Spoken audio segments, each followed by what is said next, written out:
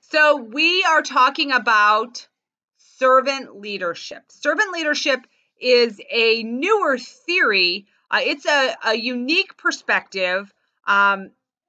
Most of the academic and non-academic explorations of the subject have been prescriptive rather than descriptive. So it's not really describing, it's prescribing what to do to be a servant leader.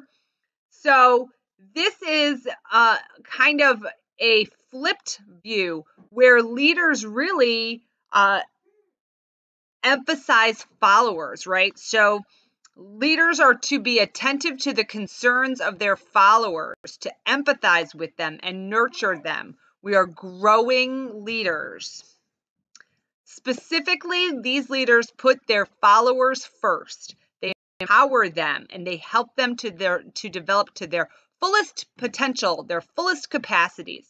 So I often think of this type of leadership coming from almost a nonprofit sector where everyone believes in the mission and kind of the leaders rise to the top and they empower the followers to take on the mission and they nurture them and they help them grow and they're concerned about their life situations and how this mission fits into their life and how their work fits into their life. So I often think of this as a very mission-driven leadership style. It is often referred to as kind of the moral leadership. So we think about our followers. Now, I want you to understand that this is not only a nonprofit leadership style. This is not only a mission-driven leadership style. I want you to think about it as it may be, it sprung from that area, but it can definitely be used in business. And now even like agile project management has adopted servant leadership as a term with recognizing the clients or the end users as the most important piece of agile project management. So it is even becoming a term of art that's used in business and project management. So there are several definitions. Basically, the most useful is to serve first and then lead. So leadership that begins with the natural feeling that one wants to serve. So you serve first. And then there's a conscious choice to bring one to aspire to lead. The difference manifests itself in the care taken by the servant first to make sure that other people's highest priority needs are being served. So really it's thinking about the others. So you are a servant first, but then you rise to leadership. I aspire to lead this organization, but I am leading through my moral and empathetic and perspective of my followers. So the basic ideas of servant leadership is placing the good of the followers over one's own self-interest.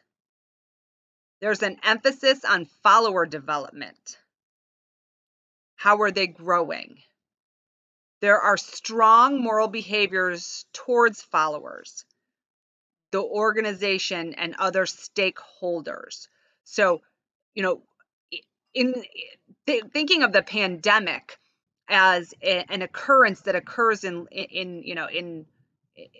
the life of an organization, the servant leader thought of how does this affect all of the constituents involved. So if you were running an organization that had external stakeholders, how is the pandemic going to affect them? What do we have to do to help them? Also, how does it affect my internal stakeholders? I have to send everybody home. What does that mean? What does working from home look like? What does having children at home and working from home look like? How can we make it easier on our employees or the members of our organization? The pandemic is a very good example of how servant leaders ran their organizations with others in mind.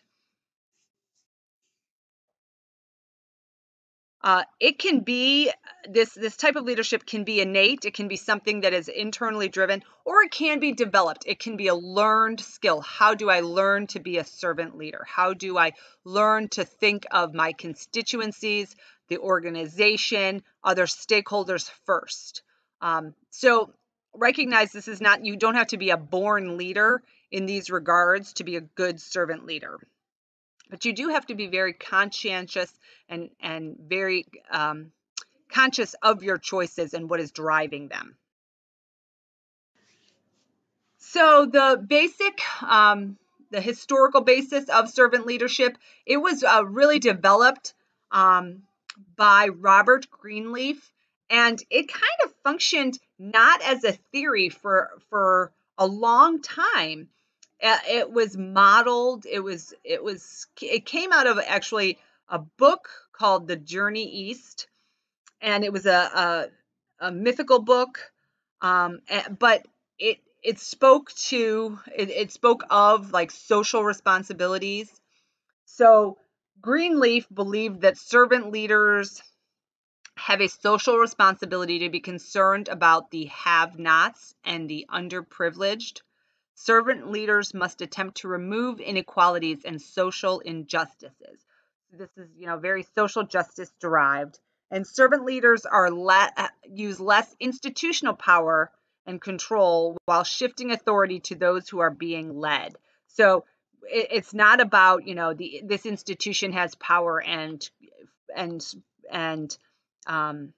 can make changes. It's more about the people being led and allowing them to grow and for the mission to drive them. Also, there's a strong value of community in servant leadership. Servant leadership values community because it provides face-to-face opportunity for individuals to experience very important aspects of servant leadership. So the interdependence, how they are all connected, respect, trust, and individual growth. Now, during the pandemic, that face-to-face community was scattered, potentially face-to-face via video link. But still, servant leadership really has a cornerstone of bringing people together. We are better working together than just following one person's lead and charging ahead. We want to all be on the same page. We all want to work together. We want to be respectful. We want to trust one another. We want everyone to grow. We are interdependent. It's not just one person. So the 10 characteristics of a servant leader. Listening is very important. Interactive communication between leaders and followers. You have to be a good listener. You have to listen to what the followers' needs are. Empathy, standing in their shoes of another person and assuming their point of view. You have to have some perspective taking. You have to take this perspective of your followers. What does this decision mean for them? How is it going to influence and change their lives? Healing, the act of making whole. We want this to be a process where we are all growing and healing and becoming, one with the mission and with ourselves, and being able to grow into all of our capabilities. Awareness. This makes servant leaders acutely attuned and receptive to the physical, social, and political environments of their organization. This includes understanding oneself and the impact one has on others. So you have to be very aware socially, physically, politically. You have to be aware of the impact of your organization, of your mission, of your every decision on those around you and those that you are serving. Persuasion, clear and persistent communication that convinces others to change.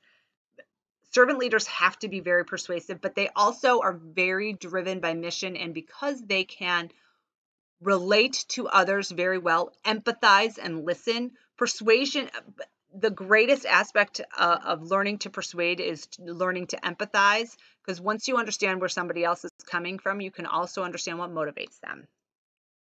Conceptualization, an individual's ability to be a visionary for an organization, providing a clear sense of its goals and directions. You have to be able to articulate and create the concept for visions, for the vision of where your organization is going. Foresight encompasses a servant leader's ability to know the future. And you don't have to be, a prophet, and you don't need to be a fortune teller, but you do have to be able to see what's coming. And again, this is derived from your ability to empathize, your ability to communicate, your ability to listen. It has an ethical dimension where leaders hold responsibility for failure to reasonably anticipate and act on or a potential outcome. So you have to be able to anticipate what your decisions are going to do.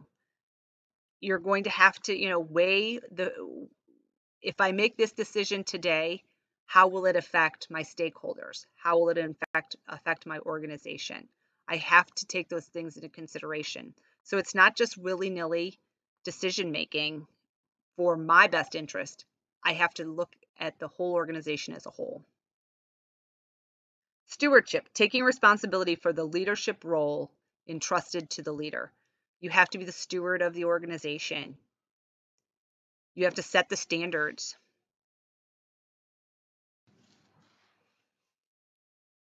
Commitment to the growth of people. You want to treat each follower as a unique person with intrinsic value that goes beyond the individual's tangible contribution to the organization. This includes a commitment to aiding each person's personal and professional growth. This is a huge one, and this is probably very hard because sometimes organizational decision making, it's hard to take everyone and their growth and their potential into consideration. But the servant leader does this. Building community, fostering the development of community or a collection of individuals who have shared interests and pursuits and feel a sense of unity and relatedness. Community is a huge thing. You want your organization and the people in your organization to have a sense of belonging. We are Lake Erie College. We are a part of this community. We are the storm. Recognize part of that fosters their commitment to the organization, the commitment to the mission. So by fostering development of a safe space to connect where individuality is encouraged, servant leaders foster a growth environment. So you're constantly growing and becoming better. Everyone, every constituent, every employee, every stakeholder is growing within the mission of the organization. So the idea of servant leadership and the concept of servant leadership went scientifically unverified for more than 30 years. It was just kind of an idea that was out there. And Greenleaf's writings just were writings of potential, ideas for servant leadership. Then some models began to develop, and then finally there was a theory that was kind of articulated, and it was based upon a literature review of all of the different models and all of the different writings that were out there. And recognize, you guys have to realize that a literature review is a synthesis of literature. It looks at all of the literature that is out there and comes up with the ideas that are found in each of them and that are related to one another. And then it kind of crafts how, the basic tenements or the basic aspects of the theory. So 8 characteristics were identified in this literature review that seem to be consistent across all of the literature related to servant leadership. These 8 characteristics are authenticity, humility, integrity, listening, compassion, accountability, courage, and altruism. So those were the 8 characteristics across all the literature that was out there related to servant leadership, all of the models that were used, these are the concepts or the things that emerged, the aspects that emerged as consistent across all of them, and therefore, theoretically applicable. So here is just a table or a chart of the different research that was out there on servant leadership and the main components of that. So then when they synthesized the literature in the literature review, this is kind of how they developed the chart. And many of you are going to write literature reviews in your life. So you have to recognize this is how you synthesize literature. You look at like what did each study say and what are the main ideas from each study. So if you look at the main ideas, it is very clear that there are 8 characteristics that really emerge across all of the literature that tend to be the tenets or the main characteristics of servant leadership. So we're at 16 minutes now. I'm going to cut it. This is going to be your first voiceover of the PowerPoint, and then I'll probably do another 15-minute one. So there will be a 30-minute presentation on Chapter 10, but I'm just trying to cover it so you guys can listen to it in chunks at your leisure.